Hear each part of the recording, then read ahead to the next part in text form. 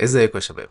الليسون ده هنتكلم عن الداشبورد بتاعت الووردبريس. هنشوف المنيوز اللي موجودة جواها والمسميات بتاعتها الفانكشنز اللي موجودة، ايه البلugins، ايه الثيمز، ايه الحاجات دي كلها.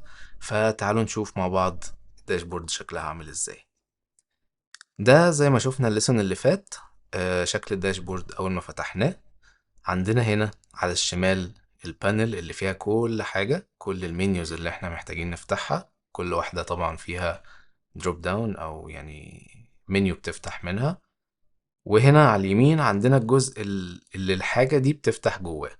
فخلينا مثلا نشوف لو فتحنا بوستس كده، يفتح لنا على اليمين هنا البوستس الموجودة.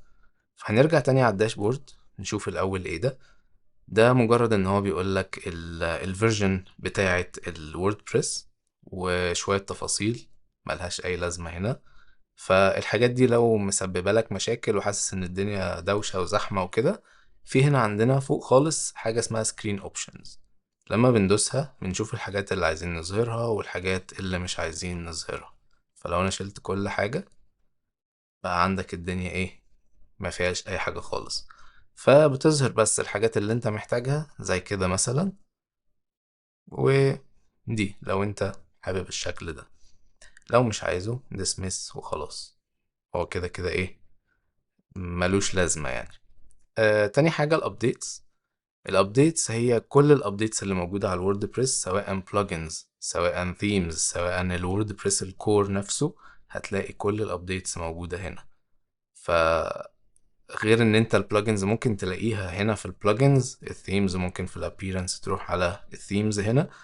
بس ده مكان بيجمع لك كل الابديتس في مكان واحد. عندنا البوستس، هنعتبر دي مقالات.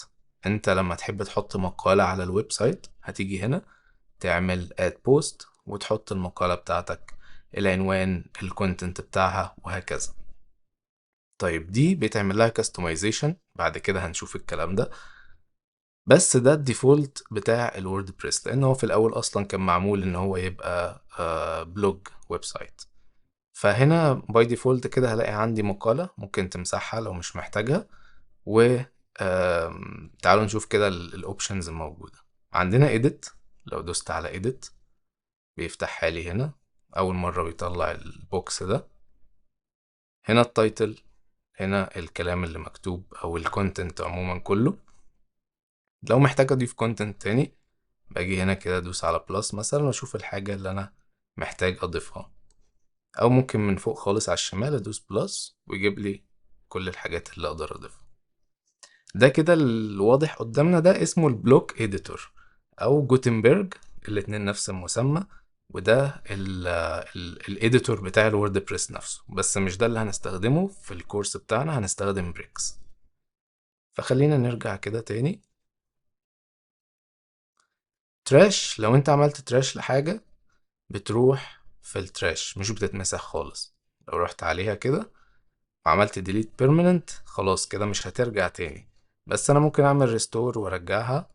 هروح هنا على الدرافت او الاول، دي فلترز. يعني لو في حاجة في التراش وحاجات درافت وحاجات بابلشد وحاجات زي كده، هتلاقي الفلترز بتسهل عليك ان انت تليست الحاجة دي قدامك. فدي رجعت تاني. الكويك اديت هي بتظهر لي حاجات او بيانات سريعة اقدر اعدلها، زي التايتل، زي السلاج ده هو العنوان بتاع الحاجة دي، يعني عنوان البوست. يعني انا مثلا لو عملت بريفيو، ده الروت يو ار ال بتاعي لحد هنا. طيب ايه السلاج؟ هو الجزء التاني ده من غير بريفيو، هو ده. طب ليه عاملة كده؟ ليه مش كاتب لي اسم البوست؟ هنرجع هنا، هنتكلم عليها بعدين. خلينا ماشيين خطوة خطوة عشان ايه ما نتلخبطش. فالإيديت أنا بعمل إيديت لكل حاجة جواه. الكويك إيديت بعمل حاجات اللي ظاهرة قدامي دي بس. يعني أقدر مثلا بدل ما هو درافت أخليه published أو pending أو أيا كان. أغير الاسم والسلاج والديت، الحاجات دي كلها. طيب نرجع ل add post. ممكن ألاقي add post هنا هي categories والtags.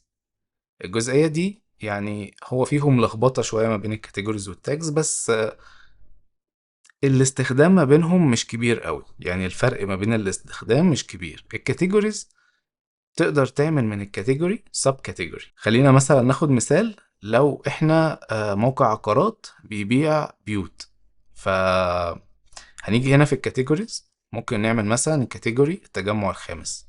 التجمع الخامس جواه حاجات، جواه مثلا منطقة النرجس، الياسمين، حاجات تانية. ففي الكاتيجوريز اقدر اعمل سب كاتيجوري من التجمع الخامس يبقى فيه حاجات تانية. طيب هستخدم التاجز في ايه؟ التاجز ممكن بعد ما احط البيوت اللي انا بعرضها، اعمل تاج زي الهاشتاجز اللي بنحطها، مثلا اعمل تاج اسمه غرفتين، 3 غرف، جاردن، حاجات زي كده، اللي هي تاج لنوع الحاجة اللي موجودة جوه البيت ده. تمام، فده الفرق ما بين الكاتيجوريز والتاجز. وانت ممكن ما تستخدمش التاجز خالص، بس الكاتيجوريز مهمة وأساسية في الووردبريس. هنيجي على الميديا. الميديا هي اللي بتشيل كل الميديا بتاعت الويب سايت، صور، حاطط بي دي اف مثلا بيتعمل له داونلود، الكاستم فونت اللي هتحطه، كل حاجة بتنزل في الميديا هنا. عندنا بعد كده البيجز. قبل ما اتكلم على البيجز، احنا ملاحظين كده ان الجزء ده ثابت في كل حاجة. يعني لو جينا على البوستس هلاقي الحاجات دي، لو جينا على البيجز هلاقي الحاجات دي. فالحاجات دي ممكن نديها مسمى عامل ازاي؟ ممكن نسميها بوست تايب. يعني ده بوست تايب، وده بوست تايب منفصل، ده بوست تايب منفصل. ده معناه ايه؟ ان احنا ممكن نضيف حاجة اسمها كاستم بوست تايب، نحط فيه بيانات مختلفة. يعني زي ما ادينا مثال على موقع العقارات، انا لو حابب اعرض البيوت اللي انا ببيعها هعرضها في البوستس. هل طبيعي ان انا ادخل على البوستس احط يونت مثلا للبيع؟ هو مكتوب اصلا اد بوست، فانا هضطر اغير المسميات دي، هضطر اغير البوست من جوه والحاجات دي كلها.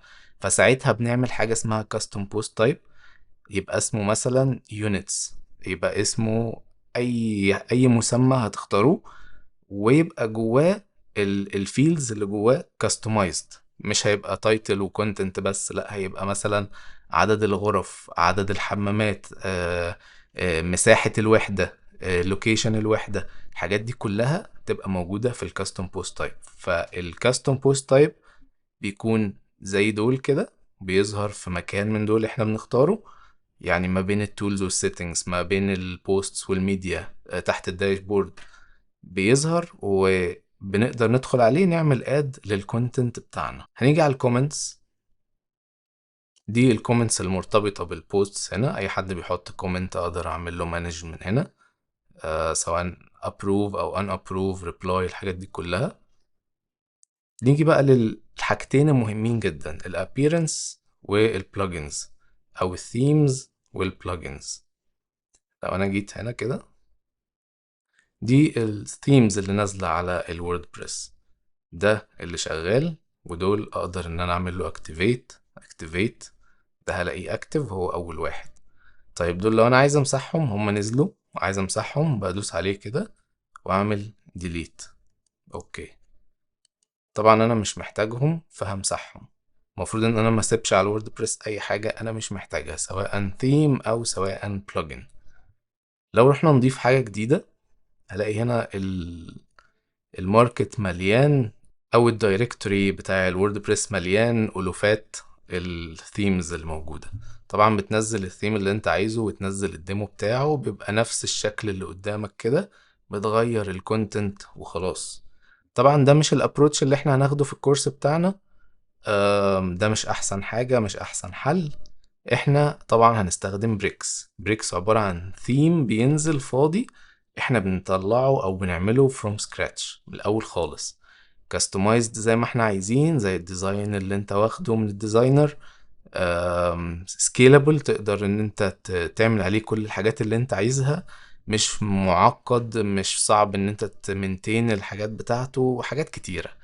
فاحسن ابروتش هو ان احنا ننزل ثيم فاضي ونبتدي ان احنا نعمله from scratch. هنيجي على البلجن. طبعا من اشهر الحاجات اللي عامله شهرة للووردبريس هي البلجنز، دي اللي مديها شهرة. ان انت اي فانكشن محتاجها، مش محتاج ان انت تكتب كود، ممكن تروح ببساطة تعمل اد بلجن، تدور على البلجن اللي انت محتاجه بيعمل الفانكشن اللي انت عايزها وتنزله.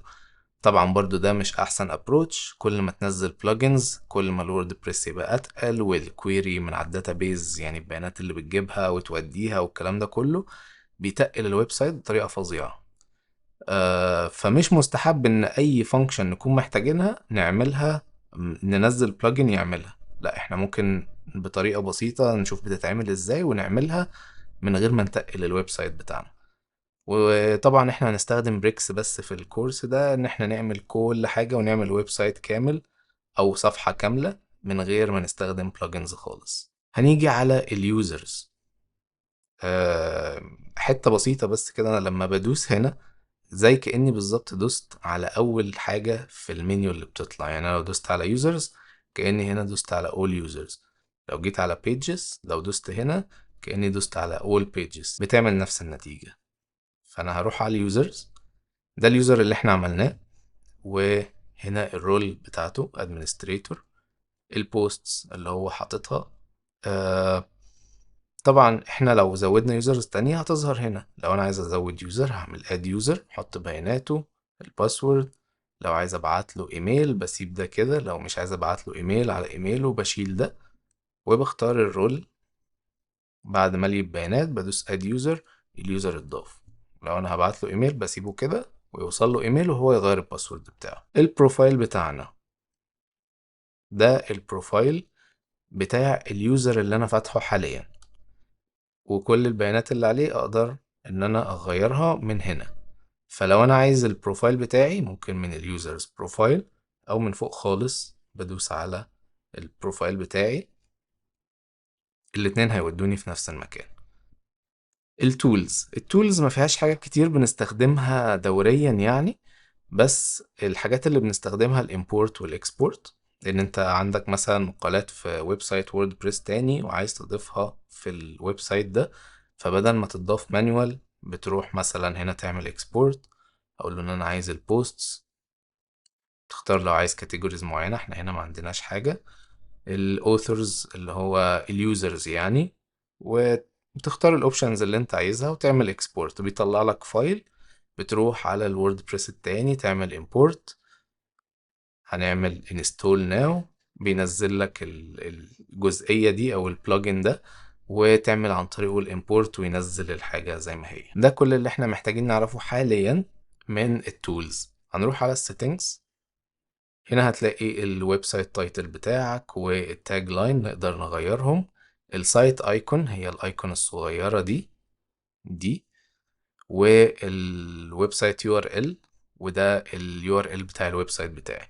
طبعا عايز اقول لكم ان اي لعب في اليو ار ال من هنا بيبوظ الويب سايت ومش هيفتح، فنضطر ان احنا ندخل على الداتابيز ونغيره من هناك. انا مش عايز اتكلم على الداتابيز والحاجات التكنيكال، بس انا عارف ان في ناس بيجيلها فضول شديد يعني ان هم يبوظوا الحاجة. فلو احنا مثلا غيرنا ده وعملنا سيف، ايه اللي هيحصل؟ الويب سايت مش هيفتح. طيب عشان نصلح الكلام ده هنعمل ايه؟ هنرجع على السيرفر بتاعنا، بدل ما احنا واقفين على اوفر فيو هنيجي على داتابيز ونفتح الداتابيز بتاعتنا. فتحت في الشاشة التانية بس اهي، دي الداتابيز بتاعتي. اللي انا هعمله ان انا هدور على options، WP options، هفتحه كده وهعمل select data. هلاقي هنا عندي ال URL اللي انا لسه مغيره على الووردبريس بقى من غير حرف ال L اللي انا شلته. فهعمل edit على ده، احط الحرف اللي انا شلته، save، ونفس الكلام على اللي تحتيه edit برضو اهو، save. خلاص كده نرجع على الويب سايت بتاعنا، هكتبه زي ما كان طبعا. هنا ال اهو هيدخلني على الويب سايت تاني. بس خلاص الويب سايت اشتغل. طبعا ده لو لايف برضو هتعمل نفس الكلام، هتدخل على الداتابيز على السيرفر اللي مرفوع عليه الووردبريس علشان تعدل عليها ال URL. عندنا هنا الادمن ايميل، وده الايميل بتاع الادمن. لو في اي security plugin او اي مشاكل على الووردبريس بتروح على الايميل ده، فتأكد ان هو ايميلك وان هو شغال عشان بيجي عليه حاجات مهمة. لو الويب سايت معمول للممبرشيب او الناس تقدر ان هي تلوجن او تعمل ساين اب على الويب سايت، محتاج ان انت تفعل الاوبشن ده. الاوبشن ده كده مادام فعلناه هنقول من هنا ايه الرول اللي هياخده اليوزر اللي هيساين اب على الويب سايت، واللي هو دايما هيكون سبسكرايبر. يعني ما اعتقدش حد هيدي ادمن لحد بيسبسكرايب على الويب سايت بتاعه، فدايما هتكون سبسكرايبر. ولو مفيش حد، يعني الويب سايت بس مجرد انفورماتيف، معلومات موجودة على الويب سايت، محدش بيساين اب ولا يلوج ان، هنشيل الاوبشن ده. التايم زون والديت والحاجات دي هتلاقيها موجودة هنا. عندنا الريدنج اوبشنز هنا. لو انا رحت على الويب سايت، رحت على الجزء ده كده ودوست عليه، بس انا هفتحه في تاب تاني، هيفتح لي الهوم بتاع الويب سايت اللي هو اليو ار ال بتاعي من غير اي حاجه، اللي هو اللي اسمه الروت دومين. تمام. ففتح لي البلوج، فتح لي المقالات، مش الهوم بيج اللي انا عاملها. فلنفترض ان الهوم بيج اللي انا عاملها هي السامبل بيج دي، فانا هروح هنا على settings reading، وبدل ما هو your latest posts هنا هخليها static page. بيقول لي الهوم بيج عايزها ايه، اختار الهوم بيج. طبعا لو في صفحات تانية هتلاقيها listed موجودة هنا يعني، فهنختار دي وندوس سيف. كده انا لو فتحت اهو هلاقي عندي السامبل بيج هي الهوم بيج على الروت دومين. نقفل بقى كل التابس دي. الجزئية دي مش بنغيرها غير لو عندي مشاكل في الكويري لوب اللي بنعمله على الويب سايت. يعني مثلا انا عندي 20 بوست وعايز ال20 بوست يظهروا في الصفحة، سواء صفحة مقالات او على الهوم بيج او ايا كان. فعندي مشكلة ان هم مش راضيين يظهروا كلهم، فساعتها بغير الرقم ده للرقم اللي انا عايزه. غير كده بسيبه زي ما هو المفروض ان البيج بيلدر هو اللي بيعدلها. من الحاجات الاهم على الويب سايت البيرمالينكس، ان انت لازم تعدلها. الويب سايت لو مش معمول لوكال يعني بيبقى بننزله على السيرفر، بينزل باي ديفولت ان هو بلين هنا كده، مش بوست نيم. بلين معناها ان انت هينزل لك اليو ار ال بتاع الويب سايت، وكل صفحة هتعملها هيبقى سلاش والاي دي بتاع الصفحة، الاي دي اللي هو رقم، يعني هيبقى p equals رقم الصفحة مش اسم الصفحة. فلازم يكون البوست نيم عشان يكون SEO friendly، يعني الناس تقدر تقراه وجوجل كمان يقدر يقراه ويديك رانك عليها. فالأحسن إن هي دايما تكون بوست نيم. في بعض المشاكل بتحصل لما بنغير السلاج بتاع الصفحات او بنغير حاجة في الكاستم بوست تايبس مثلا وحاجات زي كده. بتلاقي الصفحة ما بتفتحش بقى وبتدي ايرورز وحاجات زي كده. اللي بيحل معظم المشاكل دي ان انت تيجي في البيرمالينكس، ما تعملش هنا اي حاجة، تدوس سيف. يعني هتيجي بس كده في البيرمالينكس وتدوس سيف تشينجز، هتلاقي مشاكل كتير قوي اتحلت بعد ما تعمل ابديتس في اليو ار ال وحاجات زي كده. حاجه كمان نسيت اقولها في البيجز هنا، لما نيجي نقدر ان احنا نعمل edit على البيج من هنا. انا لو عملت edit كده وفتحتها، ده الايديت مود. او ان انا اقدر وانا على الويب سايت بتصفح الويب سايت بتاعي عادي، اروح على الصفحه اللي انا عايزها، هلاقي عندي هنا فوق خالص مكتوب edit page، هتوديني برضو في نفس المكان. بس يعني دي الحتة اللي كانت ناقصة عندنا. وده كده كان شرح سريع للداشبورد بتاعت الووردبريس والتفاصيل اللي موجودة فيها، واشوفكم السنة الجاية.